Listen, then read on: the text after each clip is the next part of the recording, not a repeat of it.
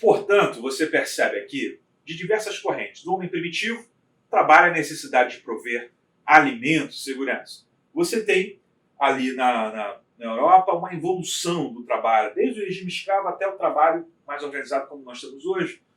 Você tem na cultura judaico-cristã, né, o trabalho como sendo Deus revelando para o homem uma utilidade. Ele vai administrar o jardim, vai administrar sobre todas as espécies de animais, e num determinado momento, uma corrente de pensamento dizendo o trabalho como sendo um castigo.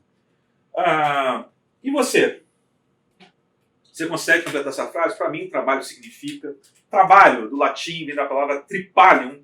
Tripalium é um instrumento de tortura usado na Roma antiga, onde muitas pessoas eram crucificadas, inclusive cristãos que eram pegos, à época, eram jogados aos leões, né, dentro do Coliseu Romano, e alguns eram presos nesse instrumento. Esse instrumento tripalium, ele coloca a pessoa presa com os braços abertos, né, nas extremidades, pernas e braços abertos, e uma madeira central, ali, a pessoa é empalada.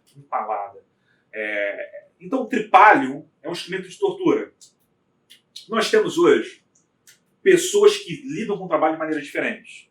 Tem gente que fala o seguinte: o meu trabalho é a oportunidade que eu tenho de revelar a minha utilidade social. De repente você encontra com alguém viajando, opa, tudo bem, tudo bom, você mora lá, eu sou lá da São Paulo, eu sou do Rio, eu imagino que mora perto de você. Poxa, que legal, você faz o quê? Uma pergunta natural, você faz o quê? Ou seja, uma pergunta que está no seu bojo: o que é que você faz para tornar a sociedade melhor? Então eu falo: eu sou médico. Eu trabalho em comunicação. Eu sou professor. Então tá. Quer dizer, quando você pergunta o que o outro faz, você está revelando como se estivesse perguntando propósito de vida. Qual é a sua utilidade hoje para o mundo? O trabalho revela utilidade para alguns. E você vem percebendo que há, nos últimos anos, um discurso de um imperialismo da felicidade. Há um discurso perigoso, onde todas as pessoas precisam ser felizes no trabalho. Isso é complicado, sabe por quê? Tem gente que encara o trabalho não como um fim em si mesmo, não como um momento de você se realizar, mas apenas como meio para prover recursos para ser feliz. Afinal de contas, o happy hour é segunda, 8 horas da manhã, happy hour é durante o expediente, a hora feliz é happy hour, e geralmente é depois do expediente. Ora, se as pessoas amam tanto o seu trabalho como dizem, por que o happy hour não é durante o expediente?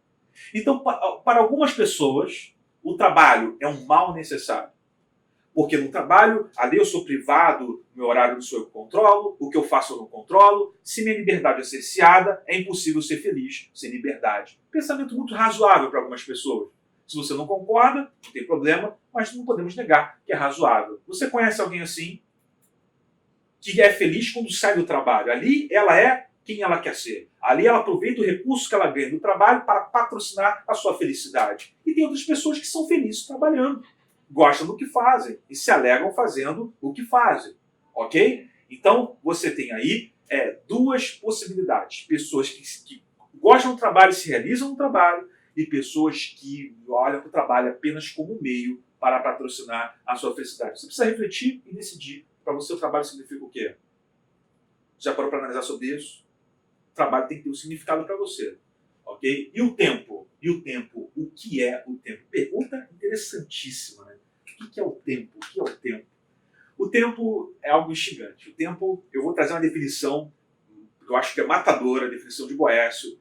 Tempo é a medida de todas as coisas duráveis. Nós temos a definição que tempo é a medida de todas as coisas duráveis. Então, tudo aquilo que é durável está dentro da linha do tempo. Pergunta aí para você, se você estiver fazendo esse curso junto com alguém, pergunta para essa pessoa aí: você já tocou em alguma coisa eterna? Você já tocou em alguma coisa eterna? É possível que não. Até hoje eu não encontrei ninguém que tenha tocado em alguma coisa eterna. Geralmente, esse conceito de eternidade está atribuído a coisas imateriais. Então, geralmente, quando eu pergunto assim para algumas audiências: você conhece alguma coisa eterna? As pessoas me respondem: Deus. Essa é uma das melhores definições de Deus, aquele que é eterno. Eterno é aquele que não teve início e não vai ter fim. Porque só pode ter fim aquele que teve início. Não teve início, não vai ter fim. Então, a eternidade é um conceito maior. Da eternidade, a gente tem a temporalidade. Temporalidade, então, segundo o Boécio, a medida de todas as coisas duráveis. O que é o tempo? É a medida de todas as coisas duráveis. Você nasceu, foi inserido no tempo. Você tem um prazo. Me desculpa te dizer isso, eu não queria nem te dizer isso. Fico até meio assim preocupado, você fica meio triste comigo, mas você tem um prazo. Eu tenho um prazo. E às vezes é angustiante pensar nisso. Por que nós estamos fazendo esse curso? Justamente para termos a consciência de que, ao saber que temos um prazo, podermos utilizar o nosso tempo da melhor forma possível. Da melhor forma possível. O homem versus o tempo é muito interessante porque o homem sempre fez um duelo com o tempo. Em vários filmes, De Volta para o Futuro, Exterminador do Futuro, o próprio filme do Super-Homem, tem aquele filme do Adam Sandler. Você viu esse filme? É aquele do clique, do controle remoto, que ele consegue avançar o tempo, controlar. Filmes interessantíssimos. Tem um outro filme interessante, Um Homem de Família. Geralmente passa em época de Natal, final do ano. Ele consegue também rever e meio que uma relação com o tempo. O tempo sempre instigou a humanidade. E a nossa relação com o tempo hoje é uma relação que ela não pode ser romantizada ao ponto poético, como o Mário Quintana, que eu adoro Mário Quintana, ele falou certa vez: fiz um acordo com o tempo. Nem eu persigo, nem ele me persegue. Pronto, um dia a gente se encontra. Poeticamente é bonito, mas todo dia você acorda e você vai olhar o relógio e você tem que fazer algumas coisas. A maioria das pessoas vivem como refém do tempo, refém do relógio, porque não conseguem, de maneira consciente, traçar uma estratégia proativa e consciente de administração do tempo. Ora, quando a gente fala em gestão do tempo, nós estamos falando em criar mais tempo ou menos tempo, mas em administrar o tempo que nos é concedido. É sobre isso que nós estamos falando aqui. A experiência temporal, ela é interessante, que o ser humano começa a se regular pelos ciclos da natureza. Então, quando o sol começa a subir, o homem acorda. O homem do campo, da lavoura, ele vai plantar. Quando o sol começa a se pôr, é hora de se recolher. Então, a hora do trabalho começa a correr junto com o ciclo do sol. Isso é interessante. Hora de acordar, hora de se recolher. E aí os primeiros relógios foram colocados nas torres das igrejas. E ali a igreja começa, então, a ter o sino e a regular, às vezes, o horário da oração, da missa matinal, determinada oração matinal, meio-dia, o horário da tarde. E a própria igreja, com a cultura do catolicismo, ela começa a regular os tempos de vida. Então você tem uma celebração do nascimento, você tem batismo, você tem a crisma, você tem o casamento, você tem ali a cerimônia fúnebre. Então a igreja começa também a ter os marcos temporais de acordo com a vida do ser humano. E é interessante que a nossa relação com o tempo muda, mas o tempo hoje, do jeito que nós temos hoje, ela é marcada definitivamente pela Revolução Industrial, onde as indústrias começam a colocar o relógio de ponto. E ali nesse relógio de ponto você começa a marcar a hora do trabalho. Cheguei para trabalhar e saí do trabalho. E os expedientes, na época da Revolução Industrial, principalmente na Europa, as pessoas trabalhavam jornadas de 12, 15 horas. Elas só dormiam um pouco e voltavam para o trabalho. Algumas até dormiam no trabalho. Crianças trabalhavam, mulheres trabalhavam. Então a vida começa a girar em torno do trabalho. A maior parcela do tempo ela é consumida pelo trabalho. Por isso que nós estamos falando sobre gestão do tempo no trabalho. Eu trouxe uma definição aqui para vocês não ficarem órfãos de definição, ter isso no material de vocês. A definição do dicionário, como tempo, duração relativa das coisas, que cria no ser humano a ideia do presente, passado, futuro, período contínuo no qual os eventos se sucedem. E a definição que eu trouxe do Boécio: tempo, a medida de todas as coisas duráveis. E aí, para você refletir um pouquinho mais sobre isso. Gestão do tempo consiste, então, no esforço consciente e inteligente para a utilização do tempo disponível de acordo com as prioridades estabelecidas. Essa definição é muito boa, porque ela fala assim: gestão consciente e inteligente. Por que consciente? Porque você precisa se lembrar que os seus recursos são finitos. Nós lidamos com recursos finitos, de tempo, de tudo na vida. Tudo que você conhece e você toca é finito. Um dia vai se perder. Essa consciência, ela pode trazer angústia, geralmente ela traz angústia, mas ela traz também alívio quando você consegue estabelecer uma estratégia inteligente para o uso desse tempo.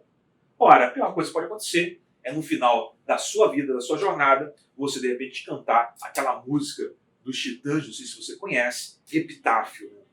que é uma inscrição póstuma, realmente nos túmulos, né? Devia ter amado mais, devia ter visto o sol se pôr, devia ter. Querido amigo, você está nesse curso aqui justamente a oportunidade de ouro que eu estou tendo, também de refletir sobre o tempo, e chamar sua atenção justamente para que a gente não possa cair nessa cilada de se arrepender, devia ter. Que você possa ter consciência do uso inteligente do tempo. E para isso, nós vamos trazer aqui algumas dicas e algumas recomendações sobre a boa gestão do tempo. Para uma boa gestão do tempo, alguns pontos aqui que nós vamos abrir e explorar mais. É necessário entender como você organiza o seu tempo hoje. Conhecer os problemas relacionados com a gestão do seu tempo. Isso é muito pessoal. Identificar as fontes desses problemas. Conhecer alguns métodos e ferramentas. Decidir sobre as mudanças necessárias. Agir com foco e disciplina. Então, o nosso curso é isso que nós vamos aqui tentar conduzir você nesse caminho e fornecer algumas ferramentas. Como é que você escolhe as prioridades? Como é que você organiza a sua agenda? Como é que você declina de compromisso? Ou você não sabe dizer não? Também vamos falar sobre isso. As pessoas têm dificuldade em dizer não.